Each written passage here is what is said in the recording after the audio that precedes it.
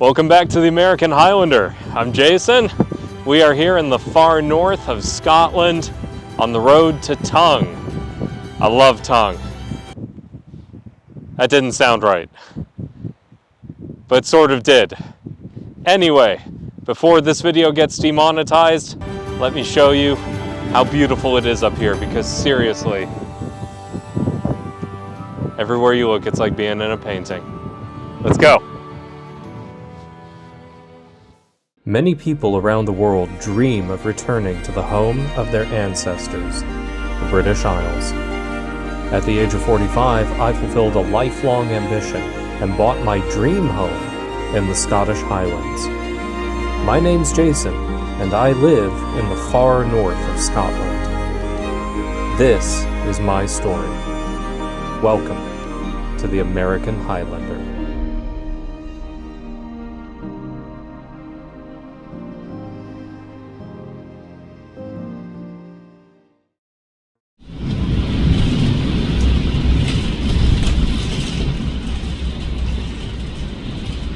So I wanted to give you a quick glimpse at Storm Floris.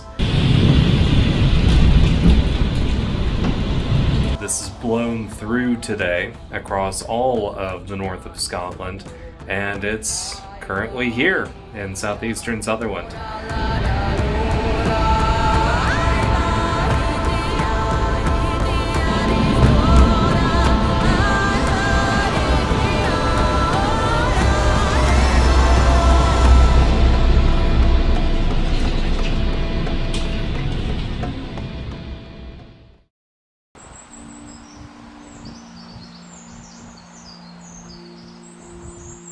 Hey, good morning. This is the day after Storm Floris, and I'm currently walking the grounds. Just got up, haven't showered yet. I look like a bit of an electrocuted Fraggle. But wanted to take a look, and I think we dodged a bullet. There's no major damage that I can find. One of the roof tiles is slightly dislodged. The gutters are full of leaves and what have you. There are branches that fell. And I mean, a storm like this you would expect in November, not in August. So, you know, the trees still have leaves on the branches, but nothing landed on the car, nothing landed on the house or the outbuildings. So I think we may have dodged a bullet here. I know a lot of areas up here got hit a lot harder than we did. So yeah, let's go around and make sure everything's okay. So check this out. The house is actually physically attached to the hillside. It's this old stone staircase carved right into the hill, which is pretty wild. I'm currently cleaning off some of the debris from the roof gutter here. Property stood up to the storm really well. There's a tree falling down here, another tree down, a tree lopsided, one of our trees down here, small tree there, more carnage, bit of carnage in there, that tree's down, that is down, and that big tree there. With a rope around it, is now leaning against the other tree that's been upended. It could have been a lot worse. Whoa, check that out.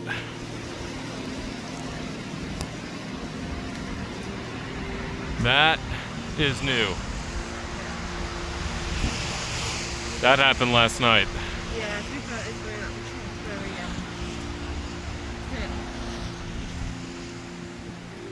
thin. That is a big honking tree that just came down. Well, that's a bit of a problem. The driveway is blocked in multiple locations. This is one, there's another one further down. George Kitchener is one of our neighbors. He's a tree surgeon, and he's going to try to come by this afternoon with the chainsaw. He's he's busy today, as you can imagine, clearing very large branches off of buildings. So it's up to us to try to move this ourselves. this is life in the Highlands or in any rural area. You know, you gotta be able to take care of yourself a little bit. Nature doesn't care if you're a middle-aged fat guy, so let's go.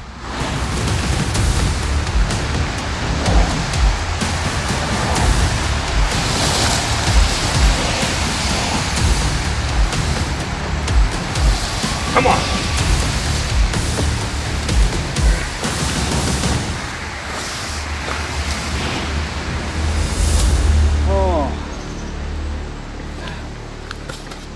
This is why I need to get my fat rear end down to the gym in Goldspeed.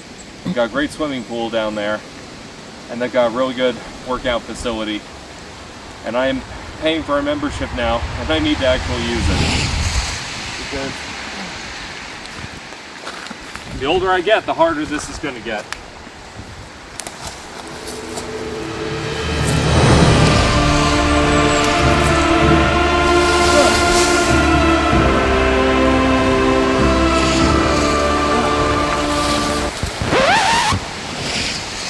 Yes, I'm manly.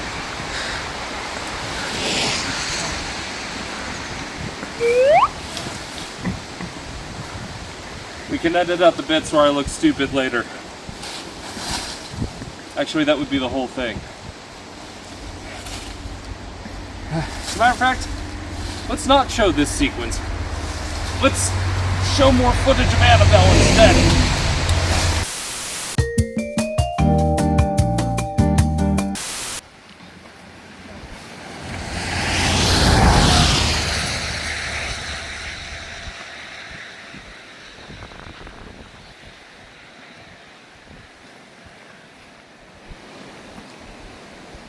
You shall not pass!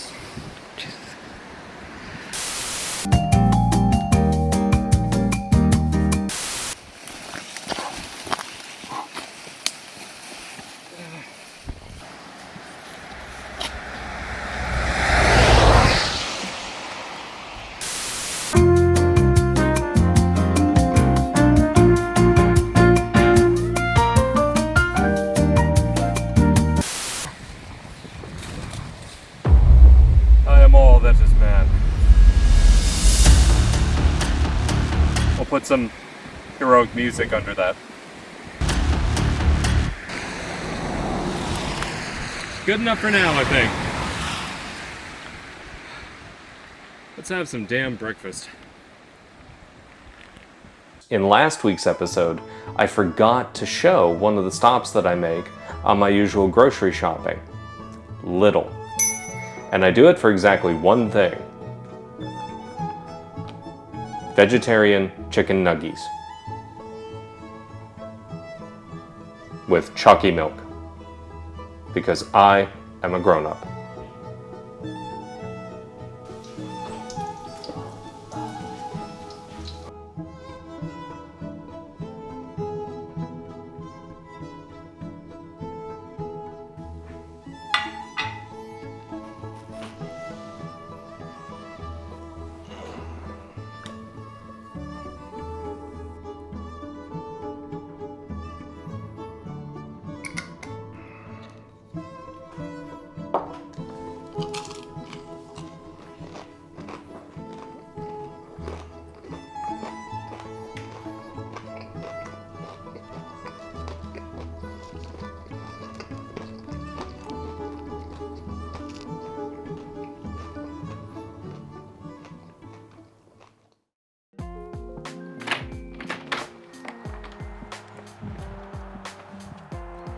Good morning from the Scottish Highlands.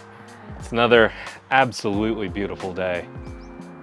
Man, I mean, if you love hiking, if you love the outdoors, you couldn't ask for better conditions than this. It's currently early to mid-August, and wow, sun's getting intense right now as I'm speaking, so let me adjust the filter a little bit.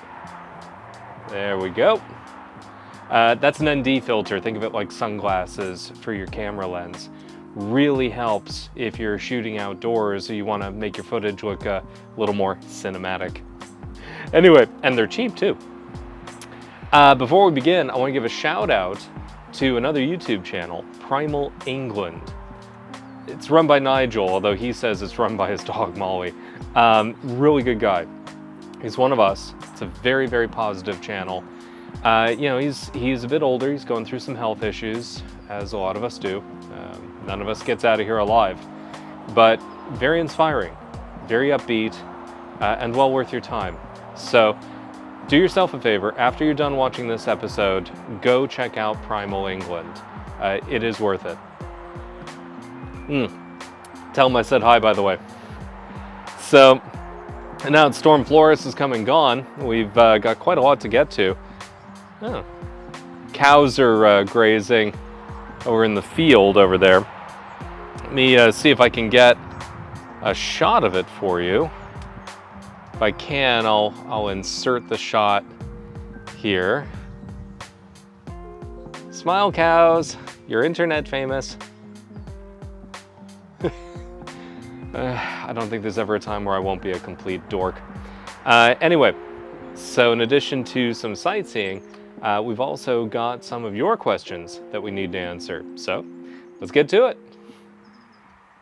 One of the questions that's come up a lot on this channel, and it's understandable as to why, how did I do it? How did I legally immigrate from the US to the UK? And I get it. I get why this question is so popular. I mean, for some people, it's because they're unhappy with the socio-political climate of the country that they currently reside in. But for a lot of people, I think this is the majority, particularly throughout the Anglo-sphere at large, it's because they're descended from the British Isles, and they feel that call to return home to their ancestral homelands. I mean, it's worth pointing out, when I left the US to come to the UK, I wasn't running from something. I was running to something. So the big question is, how did I do it? Well, I'll start with the bad news. There is no easy answer. If there were, you would know about it. Now, in the first video, I mentioned that I married a British woman, so a lot of people jumped to a logical conclusion. You know, that's how you did it. You married a British woman. No. One of the channels that I follow, Black Belt Barrister, he actually talks about that route a little bit on his channel. So after you're done watching this, you might want to go check him out. I got here on a skilled worker visa. Those are not easy to get. You have to be sponsored by a British employer. You have to pay for the visa. You pay to renew the visa. You have to have a certain amount of money in your account in order to cover expenses and what have you. And it's worth noting, you don't get a free ride on the NHS. I have to pay an NHS surcharge. Now, most of the people watching this know what I'm talking about, but if you're in the US and you've never left the US, you might not have heard of the NHS. It's single-payer healthcare, socialized medicine. Now, how do I put this? There is a reason why the rest of the civilized world has single-payer healthcare. It's better. I mean, for God's sake, even the Germans have socialized medicine, and we have to blow them up every 50 years. So, did I just say that? Demonetized. By the way, when the wall fell, we sent David Hasselhoff. That counts. So, single-payer healthcare is a game changer. In my case, the NHS really did save my life. It identified a major health issue that had gone completely missed in the US. I'm currently working that through right now. I'll get to that in a future episode. Single-payer healthcare is incredible, but you don't get a free ride if you're on a visa here. You have to pay an NHS surcharge. So I pay my own way as an immigrant to live here. Now, I will say, if you have the opportunity to legally immigrate here, or any other country, if it's the calling of your heart, do it. Because if you don't, you'll spend the rest of your life being consumed by regret. The question of what if is one of the most difficult questions to live with, and it gets harder as you get older. I gave up everything to come here. I packed up my entire life into a dozen boxes. And if I had to do it all over again, I would do it in a heartbeat and never look back. Because the Scottish Highlands are my home. if it's the calling of your heart, then I hope one day to see you here in the far north. So we're here at the Falls of Shin. We've never been here before, so you're going to see this for the first time just as we are. Come on, let's go. Oh, I love this path. Look at this. I don't know if the microphone can pick it up, but you can hear the falls already, even from all the way up here. Look at this.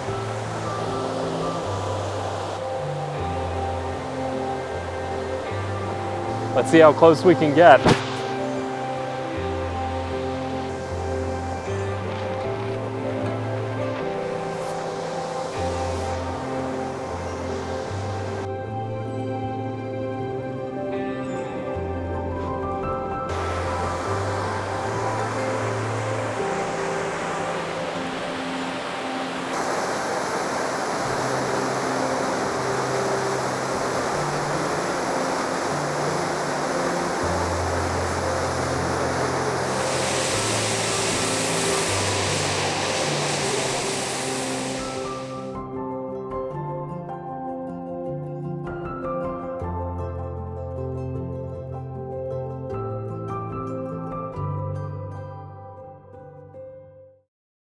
One of the questions that's come up in the comments is the psychological impact of uprooting your entire life, moving halfway around the world and starting a new life. And it's worth discussing. In my case, I'm probably never going to see my mom or my stepdad ever again in person. The last time I was there, because they're getting up there now, I made a point of saying everything that needed to be said, because you don't want to end up in a position where you've lost that opportunity. So they know that I love them, and the rest is private. And I have an older brother. He's actually following his dream. He just bought a big sailboat, and he's going to have adventures. He's going to sail all around the world, and good for him. He worked to achieve that dream. You won't really hear me talk about my dad. There's a reason for that. There's a reason why neither of his ex-wives nor either of his children want anything to do with him. He's a bit of a cultist, religious zealot, so I'll phrase it this way. For some acts, there is no forgiveness in this life or the next. Especially when you do it to children.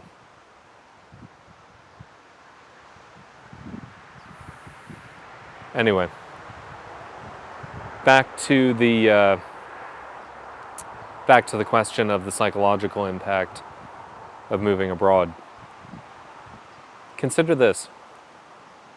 How many people did you know when you were half your current age? Friends, family members, lovers. And you'll never see them again. You haven't seen them in years or decades. One of the things that you learn as you get older is your life can really be divided into discrete chapters. And it is surprising how little comes with you from one chapter into the next. A while back, I read a line that really stuck with me. Build the kind of life that you feel you don't need to take a vacation from. And it's hard. It's very hard. You get older and you realize everyone's struggling. I am, you are, everyone you've ever known is. And life will test you. But if there's something that's in your heart, hold on to it. Because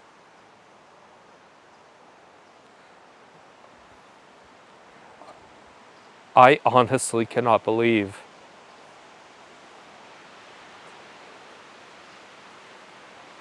I thought I was going to end up face down in a ditch off Sunset at 3 a.m. And now I have a wife, cute little cat, a house that I chose in a place where I wanted to live. I chose my future and I worked for it.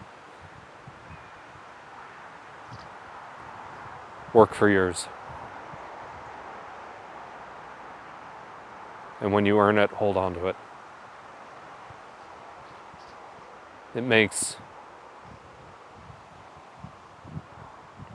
this existence worthwhile.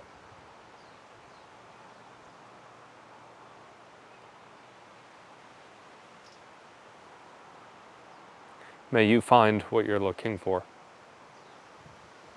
May all of us.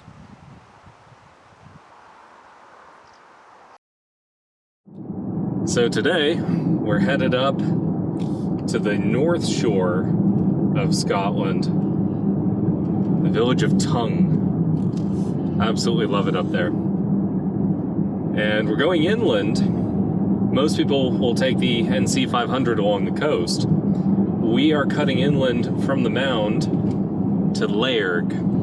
Lairg is known as the crossroads of the Highlands. Once you get past Lairg, if you're headed pretty much anywhere, northwest, it turns into single track roads.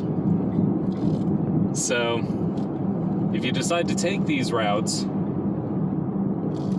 you have to make sure you're comfortable driving on single track roads. But if you are, the scenery in the interior of Sutherland is beyond anything you ever thought you would encounter in your life. It is quiet, it is peaceful. It's home. So, the reason why we're headed up there today is one of Christine's friends, Martina, is here in town. And so we're taking her sightseeing some really beautiful, picturesque spots up here in the far north. A lot of the major tourism traps are further south in Scotland. So the advantage of being up here in the far north is that it's comparatively undiscovered. Let's go see it for ourselves.